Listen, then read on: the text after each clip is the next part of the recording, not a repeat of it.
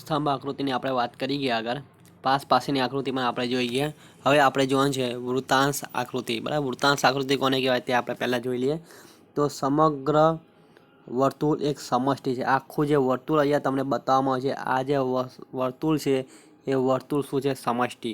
આ સમષ્ટિ એટલે શું? સમષ્ટિ એટલે બધી જ માહિતી જો ભેગી હોય, બધી જ માહિતી જો ભેગી હોય તેને સમષ્ટિ તરીકે ઓળખવામાં આવે છે. તેના ભાગ એક બાબત છે એમ દર્શાવે ત્યારે વૃત્તાંશ આકૃતિ બને છે. બરાબર, આખી એક શું છે? સમષ્ટિ. અને સમષ્ટિમાંથી અમુક ભાગ કરવામાં આવે, ભાગ પાડવામાં આવે. બરાબર, એ ભાગ જો પાડવામાં આવતા હોય તો એને વૃત્તાંશ આકૃતિ તરીકે ઓળખવામાં આવે છે. હવે સ્કૂલની વાત કરીએ તો આપણે વાત કરીએ કે ભાગ્યોદય વિદ્યાલય. બરાબર, ભાગ્યોદય વિદ્યાલય હોય તો એ શું કહેવાય? સમષ્ટિ કહેવાય, જેમાં બધા ધોરણ આવી જતા હોય. બધું આપણે 1 થી 8 લઈએ તો એ આવશે પ્રાથમિક, 9 10 લઈએ તો માધ્યમિક, 11 12 લઈએ તો ઉચ્ચતર માધ્યમિક. એમાં અહીંયા 3 ભાગ પડે છે. બરાબર, તો સ્કૂલના કેટલા 3 ભાગ પડતા હોય તો 3 ભાગ જે બનતા હોય તો એને વૃત્તાંશ તરીકે ઓળખવામાં આવે. બરાબર, એટલે અહીંયા જે પણ આ સમષ્ટિ હોય એ સમષ્ટિના ભાગ પાડવામાં આવે તો એ શું બને છે? વૃત્તાંશ આકૃતિ બનતી હોય છે. એક ઉદાહરણ છે તે આપણે જોઈએ.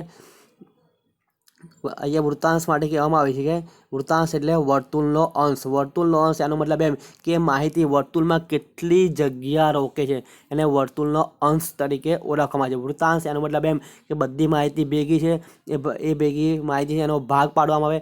એ ભાગ પાડીએ ત્યાં વર્તુળમાં કેટલો ભાગ, કેટલો અંશ એ રોકે છે એને વૃત્તાંશ તરીકે ઓળખવામાં આવે છે. ઉદાહરણ આપ્યું છે ભારતની રાષ્ટ્રીય આવક. રાષ્ટ્રીય આવક એટલે આખા ભારતની જેટલી પણ કુલ ટોટલ આવક ભેગી થતી હોય એને રાષ્ટ્રીય આવક તરીકે ઓળખવામાં આવે છે. બરાબર, એ રાષ્ટ્રીય આવકમાં 3 ફાળો અહીંયા જોવા મળે છે કે રાષ્ટ્રીય આવકમાં 3 ફાળા હોય છે. પહેલું ખેતી ક્ષેત્રનો ફાળો, બરાબર, કેટલો છે? 13.9%. ઉદ્યોગ ક્ષેત્ર, બરાબર, કેટલો ફાળો? 26.2%. અને સેવા ક્ષેત્ર એનો ફાળો કેટલો છે? 59.9%. બરાબર, 59.9%. એટલે આનો મતલબ એ કે અહીંયા જે માહિતી છે, બરાબર, અહીંયા જે માહિતી છે રાષ્ટ્રીય આવકની એ શું છે? સમષ્ટિ છે. બરાબર, એમાં 3 અહીંયા ભાગ પાડી દેવામાં આવ્યા છે. હવે વર્તુળને કેટલા ભાગમાં વેચવામાં આવે છે? 3 ભાગમાં. આ 3 ભાગમાં વેચતા હોય ત્યારે જે પ્રમાણેનો ભાગ હોય એ પ્રમાણે એ વર્તુળમાં જગ્યા રોકશે. હવે તમે જુઓ સેવા ક્ષેત્ર 59.9 ભાગ. તો અહીંયા જો આ બધો ભાગ કોનો છે? સેવા ક્ષેત્રનો. બરાબર, બધો ભાગ કોનો છે? સેવા ક્ષેત્રનો. કેમ? તેનું પ્રમાણ કેટલું છે? 59.9%. બરાબર, 59.9%, બરાબર, ભાગ રોકે છે. એટલે આખો ભાગ કોનો થયો? સેવા ક્ષેત્રનો. એના પછીનો ભાગ કોનો છે? ઉદ્યોગ ક્ષેત્ર. કેટલો છે? 26.2%. તો આ ભાગ તમે જુઓ મોટો ભાગ છે. બરાબર, મોટો ભાગ છે એનો મતલબ એ મોટો કોનાથી મોટો? ખેતી કરતાં મોટો. પરંતુ સેવા ક્ષેત્ર સેવા ક્ષેત્ર કરતાં કેવો છે? નાનો હોય છે. એટલે તમે અહીંયા ભાગ જોઈ શકો છો કે ઉદ્યોગ ક્ષેત્રમાં કેટલા? 26.2%. તો અહીંયાનો ભાગ જો 26.2%. અને છેલ્લે આવે છે ખેતી ક્ષેત્ર 13.9%. બસ સૌથી નાનો ભાગ કોનો છે? ખેતી ક્ષેત્રનો. તો અહીંયા જુઓ આ બંનેની કમ્પેરિઝનમાં આ ભાગ કેવો છે? નાનો છે. એટલે ટોટલ અહીંયા આખી શું થઈ? સમષ્ટિ થઈ. એમાં અલગ અલગ અહીંયા 3 ભાગ છે. એ ભાગ પ્રમાણે કેટલો અંશ, બરાબર, વર્તુળનો કેટલો ભાગ એ રોકે છે એ ભાગ પ્રમાણે એને અહીંયા વર્તુળમાં એને શું આપવામાં આવે છે? અંશ પાડવામાં આવે તો એને વૃત્તાંશ આકૃતિ તરીકે ઓળખવામાં આવે છે. હવે 3 ભાગ પડતા હોય તો 3 ભાગ સરખા દેખાય, બરાબર, પણ એને આપણે અલગ કરવા પડે. તો અલગ કરવા માટે અંદર શું કરવું પડે? ડિઝાઇન કરવી પડે. હવે ખેતી ક્ષેત્રમાં જુઓ અહીંયા તમને ડિઝાઇન દોરેલી છે. ઉદ્યોગ ક્ષેત્ર જુઓ અને સેવા ક્ષેત્ર જુઓ, 3માં અલગ અલગ ડિઝાઇન અહીંયા કરે છે. આના સિવાય કંઈક સારી ડિઝાઇન પણ તમે કરી શકો અને દર્શાવી શકો કે 3 ભાગ કેવા છે? અલગ છે. અને 3 ભાગ અલગ જો દર્શાવતા હોય તેને વૃત્તાંશ આકૃતિ તરીકે ઓળખવામાં આવે છે. હવે અર્થશાસ્ત્ર વિષયનું મહત્વ, બરાબર, સૌથી અગત્યનો પોઈન્ટ આ છે. બરાબર, એ પરીક્ષામાં તમને પૂછાય છે. 3 થી 5 માર્ક્સમાં તમને સવાલ પૂછાય છે કે અર્થશાસ્ત્ર વિષયનું મહત્વ. અર્થશાસ્ત્ર વિષય તો આપણે અહીંયા ભણીએ છીએ પણ તેનું મહત્વ કેટલું છે એ આપણે અહીંયા જોવાનું છે. હજુ અર્થશાસ્ત્ર વિષયનું મહત્વની વાત કરીએ તો પહેલા પોઈન્ટ પર જઈએ આપણે શું કહેવા માંગે છે. બરાબર, તો આજનો યુગ એ આધુનિક યુગ છે. બરાબર, આધુનિકીકરણ અંદર આવતું રહે છે. માનવીની પ્રત્યેક પ્રવૃત્તિ લાભ અને ગેરલાભની તુલના સાથે થાય. માનવીની પ્રત્યેક પ્રવૃત્તિ હોય, બરાબર, પ્રવૃત્તિ એટલે પોતે કંઈ પણ કામ કરતો હોય એ પહેલાં એ જ વિચાર કરતો હોય કે મને આમાં કેટલું મળશે, મને કેટલો ફાયદો થશે. એ શું કરશે? લાભ અને ગેરલાભની શું કરશે? તુલના થશે. જો આને નુકસાન થતું હોય તે પ્રવૃત્તિ કરશે નહીં. બહુ ઓછા લોકો જે સાવ નિસ્વાર્થ ભાવે કામ કરે છે. બહુ ઓછા લોકો હોય જે લોકો એવું વિચારતા હોય આપણને લાભ થાય કે ન થાય પણ સામેવાળાને તો ફાયદો થવો જોઈએ અથવા સામેવાળાનું સારું થવું જો એવા વ્યક્તિઓ કેવા હોય બહુ જ ઓછા હોય છે. બાકી બીજા બધા કેવા હોય પોતાને કેટલો ફાયદો થાય એ પહેલાં એ લોકો વિચારતા હોય છે.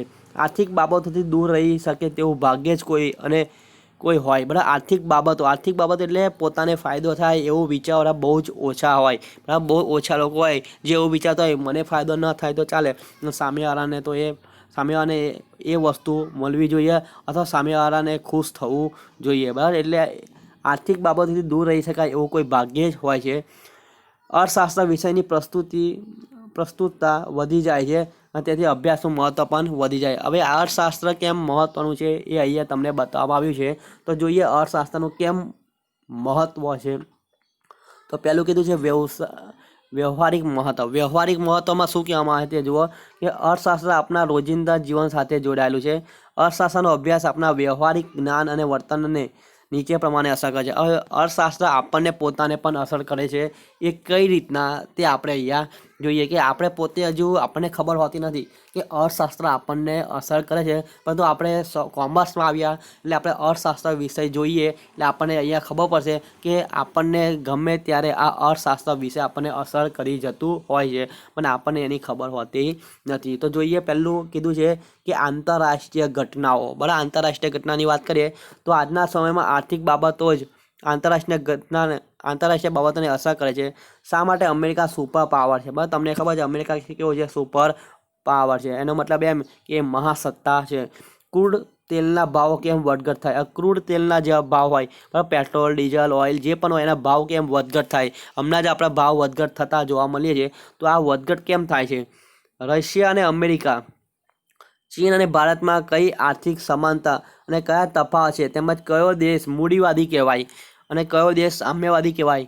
બરાબર, અમેરિકા અને રશિયા, ચીન અને ભારત આ બંને, બરાબર, અને રશિયા અને અમેરિકા વચ્ચે કઈ બાબતમાં સમાનતા છે અને કઈ બાબતમાં તફાવત છે, અથવા કયો દેશ મૂડીવાદી કહેવાય અથવા કયો દેશ સામ્યવાદી કહેવાય, તે જાણકારી હોય તો પણ આપણે કયા દેશ સાથે સરળતાથી વ્યવહાર કરી શકે તે સમજી શકાય છે. બરાબર, એ અર્થશાસ્ત્રને કારણે તમે શું કરો કે એક દેશની તુલના બીજા દેશ સાથે સરળતાથી કરી શકો, પણ એના માટે અર્થશાસ્ત્ર હોવું જરૂરી છે. અર્થશાસ્ત્રનું જ્ઞાન હોવું જરૂરી છે. એટલે અહીંયા કયો દેશ મૂડીવાદી છે, કયો સામ્યવાદી છે, બરાબર, એ બધી જાણકારી હોય તો આપણે કયા દેશ સાથે સરળતાથી વ્યવહાર કરી શકીએ તે આપણે અહીંયાથી સરળતાથી સમજી શકીએ છીએ.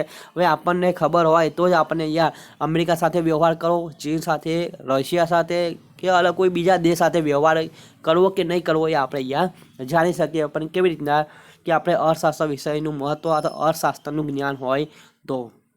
આગળ જોઈએ તો ઐતિહાસિક ઘટનાઓ. હવે ઐતિહાસિક ઘટનાઓમાં જોઈએ શું કહેવા માગે છે તો તેજાના અને ગરમ મસાલાના ભાવ વધ્યા તે માટે ઇંગ્લેન્ડના વેપારીઓ ઈસ્ટ ઇન્ડિયા કંપની સ્થાપી અને ભારતમાં આવી વેપાર કર્યો અને પછી શાસન કર્યું. એ આપણને ખબર છે. ખબર, તમે 10મા ધોરણમાં ભણીને આવ્યા છો કે તેજાના અને ગરમ મસાલાના ભાવ શું થયું? વધ્યા. બરાબર, સામાજિક વિજ્ઞાનમાં તમે આ ભણ્યા હશો કે તેજાના અને ગરમ મસાલાના ભાવ વધવાને કારણે શું થયું? ઇંગ્લેન્ડના વેપારીઓ ઈસ્ટ ઇન્ડિયા કંપનીની સ્થાપના કરી અને ભારતમાં વેપાર કરવાનું શરૂઆત કરી અને એમને પોતે અહીંયા શું કર્યું? પછી શાસન કર્યું, એટલે કે પોતાની સત્તા જમાવી. રોજગારી અને ઉદ્યોગ ધંધામાં પડતી તથા ઊંચા કરવેરાના ભારણથી ભારતીય પ્રજાને અંગ્રેજોના શાસનનો વિરોધ કર્યો. બરાબર, રોજગારી અને ઉદ્યોગ ધંધા શું થયું? પડી ભાંગ્યા. ઉદ્યોગ ધંધા બંધ થવા મળ્યા, રોજગારી મળવાની બંધ થઈ ગઈ અને તેની સામે ઊંચા કરવેરા, ઇન્કમ ટેક્સ, કરવેરાનો દર કેવો હતો? ઊંચો હતો. પરિણામે ભારતીય પ્રજાએ શું કર્યો? અંગ્રેજોનો વિરોધ કર્યો. દુનિયામાં અને દેશમાં ભાવ વધારો, ઊંચા કરવેરા, અછત જેવા આર્થિક પરિબળો મોટી રાજકીય ઉથલપાથલો સર્જે છે.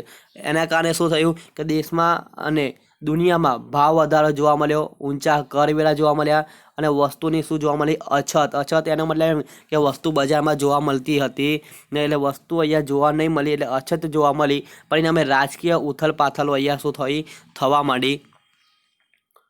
અર્થશાસ્ત્રના અભ્યાસથી આ ઐતિહાસિક રાજકીય ઘટનાક્રમ સમજી શકાય છે. બરાબર, અર્થશાસ્ત્ર જાણતા હોય તો કઈ રીતના ભાવ વધારો થયો, બરાબર, કઈ રીતના અછત થઈ, કરવેરાનો દર ઊંચો કેમ ગયો એ આપણે બધું જાણી શકીએ છીએ. પણ ક્યારે? જો અર્થશાસ્ત્રનું જ્ઞાન હોય અથવા અર્થશાસ્ત્ર આપણને ખબર હોય ત્યારે. હવે આ થઈ આપણી વ્યવહારિક મહત્ત્વ.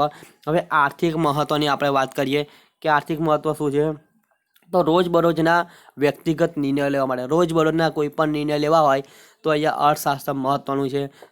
જોઈએ કઈ રીતના અભિનેતા, ડૉક્ટર, વકીલ, ગાયક, શિક્ષક પણ આર્થિક રોકાણ કરતા હોય છે. આર્થિક રોકાણ એટલે પૈસા આપણા પાસે વધારાનો હોય તો આપણે શું કરીએ છીએ, રોકાણ કરતા હોય, કશે ઇન્વેસ્ટમેન્ટ કરતા હોય, બેંકમાં હોય અથવા કોઈ ઘર લેતા હોય અથવા કોઈને ઉછીના આપતા હોય, એટલે શું કંઈ રોકાણ કરતા હોય એટલે કે ઇન્વેસ્ટમેન્ટ કરતા હોઈએ છીએ.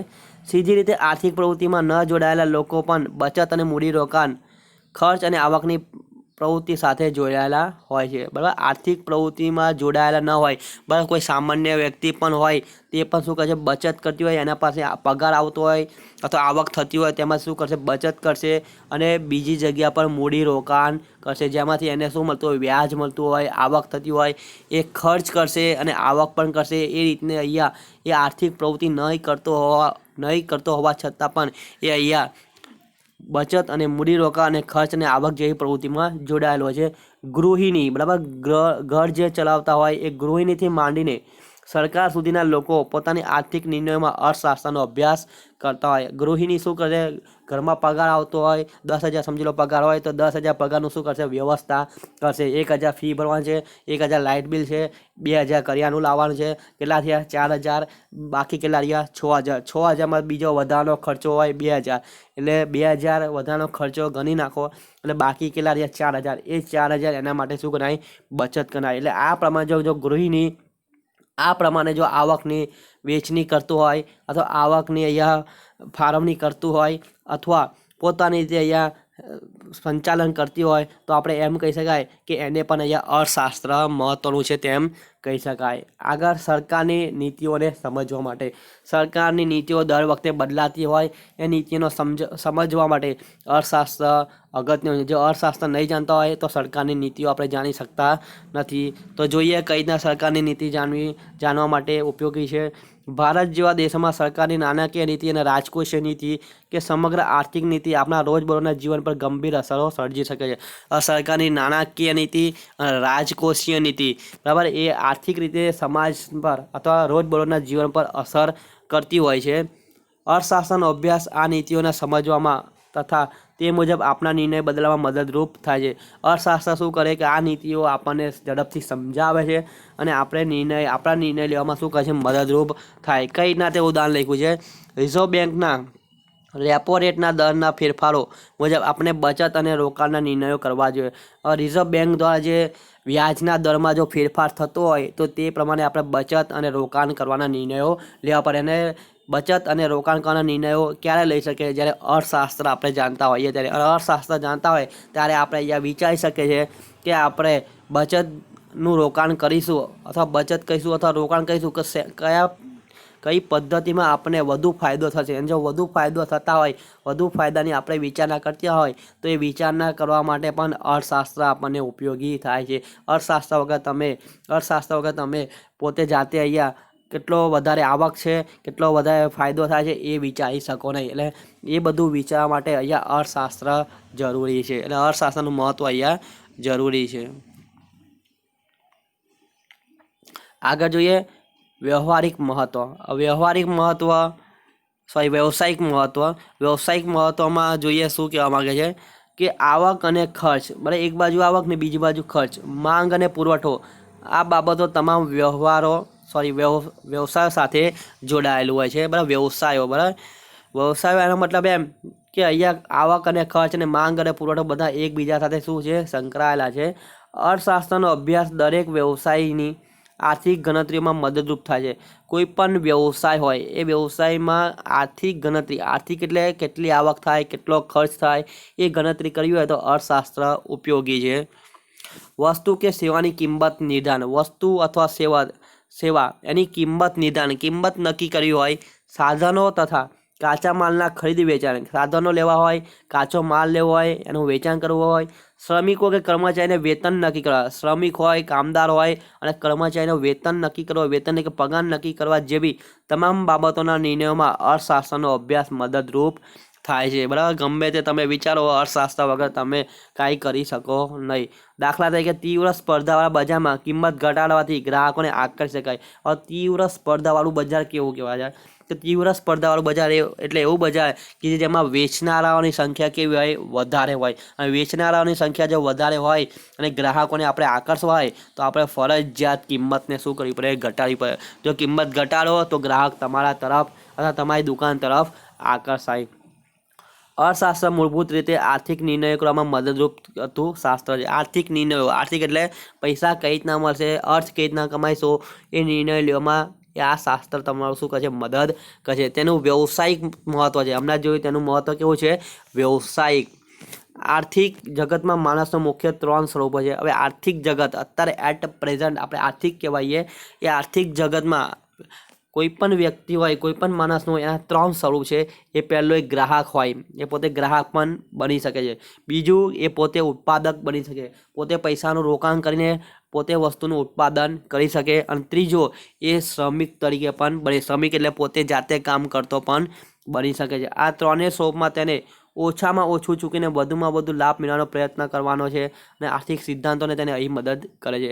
આ 3 જે આપણે વાત કરી, એ 3 સ્વરૂપમાં એ શું કરશે? ઓછામાં ઓછું ચૂકવશે અને વધુમાં વધુ લાભ કઈ રીતના મેળવાય તેનો પ્રયત્ન કરશે. અને તે કઈ રીતના પ્રયત્ન થાય? જો અર્થશાસ્ત્રનું જ્ઞાન હોય તો.